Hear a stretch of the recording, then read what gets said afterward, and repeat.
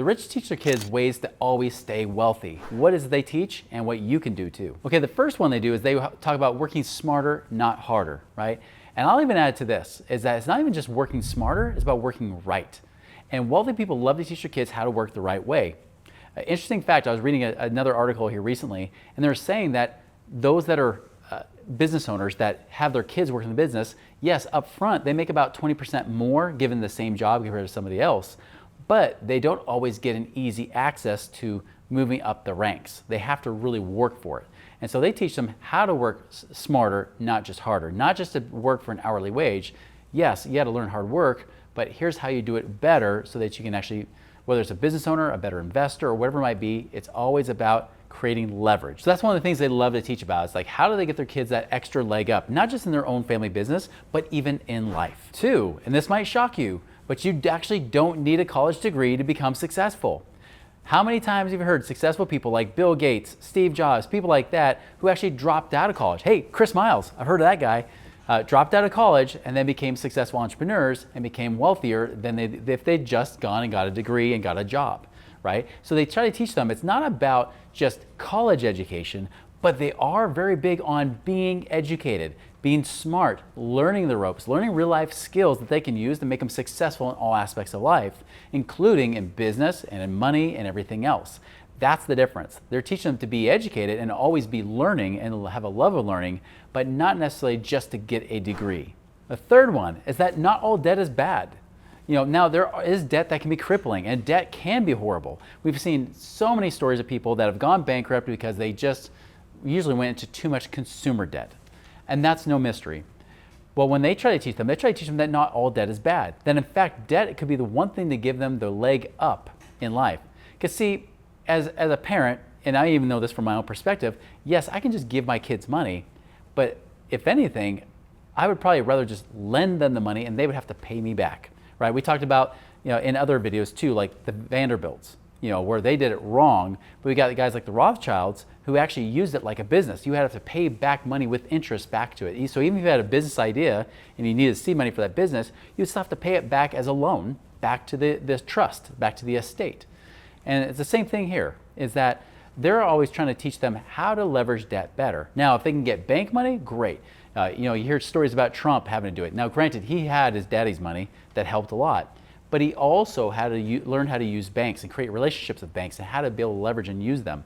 A lot of those things that he did, even when he was deeply in debt, almost $1 billion in debt, a lot of that negotiation happened because he had those relationships. And so he was able to consolidate, be able to pay off or settle different debts and things of that nature to eventually build himself back up stronger. So remember that debt can be a great tool, but you have to be wise with how you use it. The next one is keeping your money liquid. So many wealthy people know that having cash is king, right? Those who have the gold make the rules. That's the golden rule. And it's so true. You got to make sure you have cash available. This is why they're always okay having debt to leverage sometimes, because if it means they get to keep more of their own cash in their own control, they like it. What they're not telling their kids to do is lock them up in 401ks. They're not telling them to just pay off a house. Now, if you have more than enough money to burn a hole in your pocket, sure, pay off the house, have no mortgage. But so often, they're not worried about that. If you even look at Apple, it's so interesting that Apple, up until recently, Apple actually carried a lot of debt. What's interesting as well is they also carried literally billions of dollars in cash. But they didn't just take that cash, which was more than enough to pay off their debt. They didn't do that. They stayed very liquid with their cash and still kept the debt on their balance sheet. And so that's one big thing wealthy people teach is make sure you have the cash, make sure you have that available. Most of us Americans are taught, hey, cash has got to be used, right? So if it's not used paying off debt, you might have a little bit of a savings fund, but for the most part, besides locking in retirement, which you can't get to, and that's one thing they won't teach you to do, but then of course you have them saying, hey, well, if I got extra money to burn a hole in my pocket, I got to invest, I got to get it out, I got to use it. The wealthy don't always do that. They actually do try to diversify and invest, but they're not just trying to lock their money away from themselves. They want to have access and control of that money. The last one is, of course, they teach them to create cash flowing assets, invest in those. They don't worry about locking their money away in mutual funds and locking it there. No, they want to buy real assets to create real cash flow, real income for them that allows their wealth to keep growing beyond them. That's the difference, right? They're always about how do we create the passive income? How do we actually build this wealth? Hey, I'll even tell you, if you look at some of the oldest wealthy money in like England, for example, a lot of them will invest primarily in land and art because again, they're building their wealth. They're not just trying to throw it in some cruddy little investment, that's trying to gamble away in some stock market. They don't do that. Now I'm not saying they don't have money there. They might go and split their money in different places because they can. They might even just play their money. Guaranteed, they're probably buying some digital currency too. But again, they're playing with that. That's not the thing that they're using to ensure that they have wealth later. They're saying, that's cool, that's awesome, but here is where I know I've got real assets in my wealth in my portfolio that allows me to continue to gain more wealth. And then the last bonus tip, I mentioned the Rockefellers and the Rothschilds, as opposed to the Vanderbilts. They teach them how to use trust and estate planning, because the worst thing is that you don't want to lose all your money to taxes, right? You don't want to lose it all and pay the government, because we know the government's not a very good heir and steward of your money.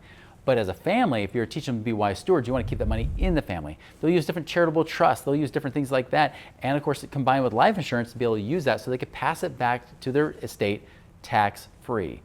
Again, this is what the wealthy do, yet so many of us are taught not to do these things. And as we remain in ignorance, that's why so many people think that it's the rich pushing down on us. But no, it's just because the rich live by different rules, while financial advisors teach you to remain broke, and that doesn't work. So if you enjoyed this video, but you want to take it to that next level, you want to know how you create enough passive income to become financially free in 5 years, check out this next video over here.